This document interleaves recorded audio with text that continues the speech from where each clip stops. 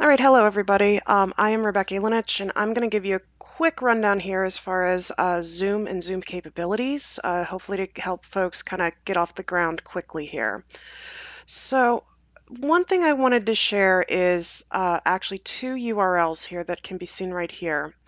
First off is just to the Zoom website. So if you type in zoom.us, you will be taken to Zoom's general website here.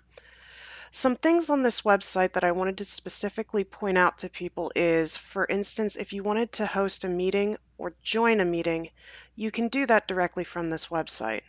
Another option here is under the resources, you can download the Zoom client. Zoom will run in one of two ways. You can either download the actual software piece and install it onto your computer, or you can also download and just use it directly in your web browser. So if you click on Download Zoom Client here you can see really you're going to be looking at the very first option here, the Zoom Client for Meetings. It's the web browser client, it will download automatically, and then it'll also make an app on your computer. This can be downloaded to both Mac and PC, so either one will work fine here. Now, if you already have Zoom and you're just looking to get started as far as setting up your meetings, this second URL here, the ccac.zoom.us, is our local connection to the Zoom server that we currently have purchased here. So to show you what that page looks like, here you can see I have typed in ccac.zoom.us, and to access the content for creating Zoom meetings and hosting meetings, you would just use your CCAC login credentials here. So to give you a for instance here, if I sign in, here you can see I have it remembering my password, so it has already logged me in and shown my account information, my overall ID meetings, and also as well my sign-in email. In this section though, what you can also do is you can host a meeting or you can join a meeting just like you could on the Zoom website. But let's say, for instance, maybe you want to actually just set up a meeting and send a link to somebody. That navigation and those options can be found on the left-hand side here of your web UI here, specifically if I go under Meetings. Now, with this is a nice way that if you want to schedule a meeting and create meetings that students can come to, either it be your office hours or other options, you can do that by creating a new meeting. So just to take you through the demo here, I'm going to make a meeting called My Office Hours. And maybe I give a description for students saying, this is a time you can come and meet with me virtually. And I'm going to set the date.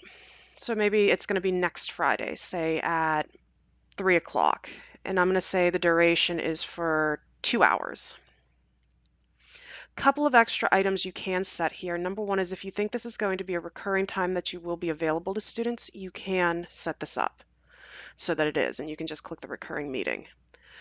One other thing to point out is you do have a registration option here. This would actually require students, as far as generating accounts, I would encourage you to leave this unchecked. The same with the meeting ID. You can also have it just generate your meeting ID automatically. Meeting passwords, you can turn off the requirement. I would encourage you to do so. And then lastly, too, you have a couple of options as far as video and audio are concerned.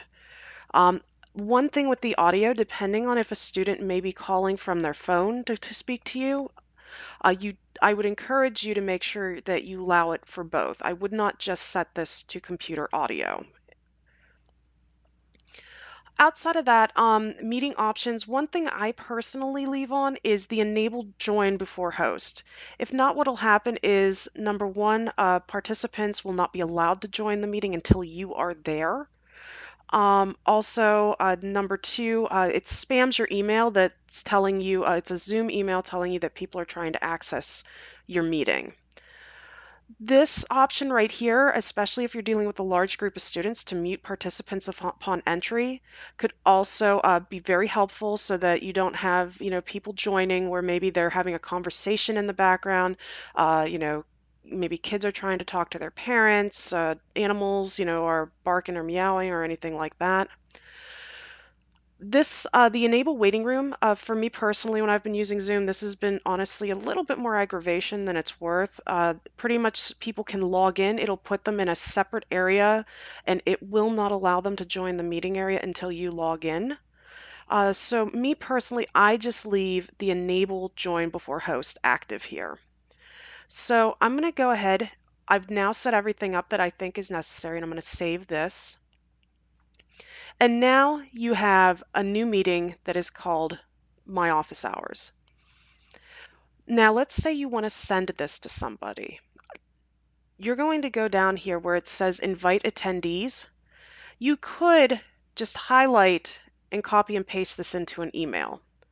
Personally, I actually navigate all the way to the end here to copy the invitation. And I click on this. I will actually highlight and copy this entire meeting. And then just to demonstrate, if this, pretend for me, if you will, this is my email here. I open up a new Outlook account here, and then we go ahead and then I would just hit Control V. There you can see it copied everything. So this URL here will become active. A user can click on it, but also as well, they can either copy and paste the Zoom meeting URL, or if they are calling in by phone, it will also give them the phone number that they can use to access the Zoom meeting. So that's kind of just bare bones as far as getting started with Zoom. I can now go back, for instance, at the top of the page here where it says My Meetings. If I click on that, here you can see as far as upcoming meetings, and you can see as far as a listing here. All the way at the end here, you can either choose to delete if you don't need that meeting anymore, or you hit the Start button. I'm going to have Zoom download, and it'll launch my conference here. Now, because I don't have a camera attached to my computer, it is always going to pop up as my name, but you can test your speaker and microphone prior to doing that.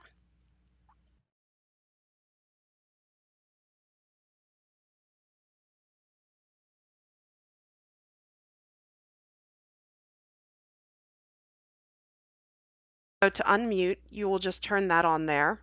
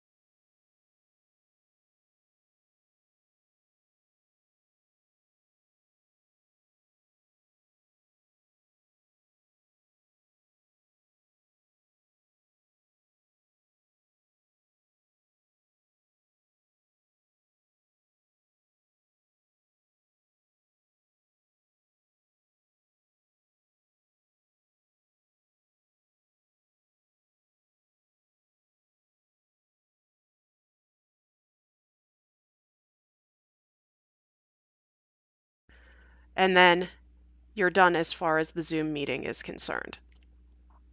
So that's kind of just a quick breakdown as far as how to get started in Zoom, what you need to download, and also too as far as creating any meetings that you might like to have